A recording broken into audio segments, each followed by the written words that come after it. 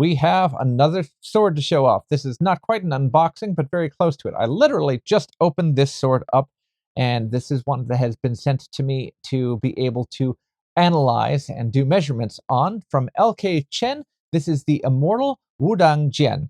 So this is a sword from the Republican period. It's named after, it's named after two things. It's named after a military general, Li Jingli, who's also known as the sword Immortal, if my history is correct, who was a military general who practiced Wudang Chuan, the one of the martial art disciplines that was started to become popularized during that period and rose to fame in the 1920s. And he designed this specific configuration of Jian. We'll take a quick look at it, so I'll pull it out. It is a diamond cross section, as many swords of this period are, but it's notable in that it has kind of prominent cross that's swept forward, which isn't that typical of Jian. There's many different types of cross. Some are rounded, and actually many sweep back towards the hand so that they kind of cover the hand up. You'll notice that the fittings on here are very similar to fittings that you see towards the end of the Qing period. They with the cutouts and the two-point suspension here. But we're in the Republican period, so this is a sword from the early parts of the 20th century. So this is really, really neat, and it is quite long. However, it's also very light and nimble. So just to put it in perspective, here is it compared with the length. Hopefully this all shows up on camera. With the length of the Longchuan Dragon Jian that I've previously reviewed. But at just 800 grams, this is a very light sword, even though it is almost as long as, look at this Hanwei Great Sword of War. It's almost the size of this sword, even though this sword is twice as heavy as this little sword here. So this is just a quick first impressions review. It has this lovely, highly polished light wood scabbard. The fittings on it are all cut out and very nicely put together. There's no sign of them wiggling as they've come out. Sometimes the glue will get loose or they'll get knocked around in transit. That doesn't seem to be the case. They all seem to be in very good order.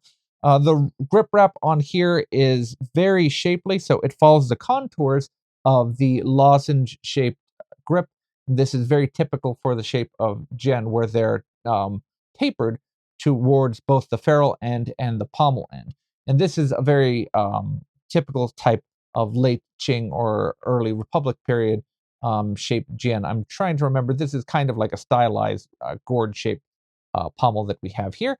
And it is peened through the end with there being no looseness in the little button peen that we have here. It comes with a wrist lanyard. It's not very long right now, so right now this is just enough to fit around your hand rather than going all the way through your wrist proper. You can loosen it. There's plenty of cord for you to be able to adjust it.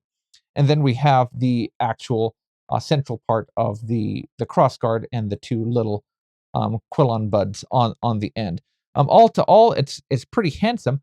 And again, if I just pull it out for a second and put the scabbard down, the sword is very light in the hand. So it wants to balance. It's long enough that this easily could be a two-handed sword.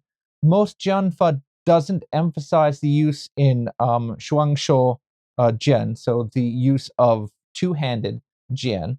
We do know of at least one two-handed Jian manual, but it's from the Ming Dynasty. This is, I would call Cheng Jian or long Jian, but it's balanced so that it can be used one-handed very easily, so that it can perform all of the movements that you'd want in a one-handed sword. And again, at 800 grams, it's balanced only about, we would usually measure it from behind the Hushou, since this is hollow. So even though in European swords, you usually start the measurement from point of balance kind of like where the guard begins. Because the guards of Jian are usually very long and they stick out and they're hollow, you usually measure the juncture of the hilt, kind of like in a rapier where it actually joins right back there. So based on that, this point of balance is about 14 centimeters, and the entire blade length is 87 centimeters. So you have a very sizable blade that is very nimble, and if I still have some paper to test it on, let's see. Frighteningly sharp. I have to, just a quick comment. In the past, historically, LK Chen knew how to produce very good edges on the swords, but the first generation, so maybe my first year or two of purchasing swords from LK Chen, the edges were inconsistent. So the sharp parts were quite sharp, and the parts that were not touched up and were not sharp were pretty dull and needed work by myself in order to bring them up to proper sharpness.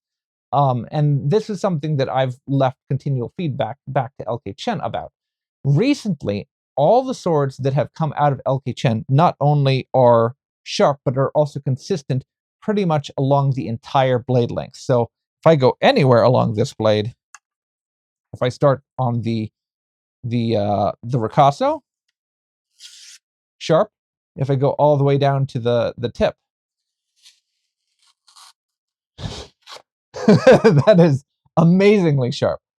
I can't say that about the entire length of the entire breadth of their line, because I know that they are produced in a variety of different forges.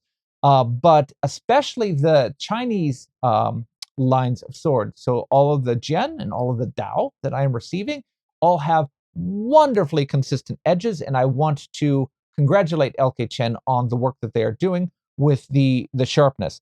These are very, very sharp swords, and in industry standards, this is something that often you only used to see on Japanese reproductions. So congratulations, LK Chen.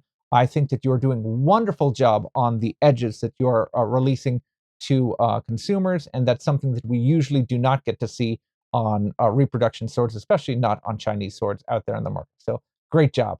Keep up the good work. So this is the end of the preview of this Wudang Immortal Jian. We'll look at it in greater detail later, but the first impressions are that this is a very long yet incredibly nimble sword. I'd imagine that the dull version would be wonderful for those who like to practice Tai Chi and use the long sword instead of the short sword. This one will be fun to practice the dynamics on. Thank you so much for letting me the opportunity to handle it and test it, and we'll be comparing this to other swords in the near future. Until next time, guys, take care.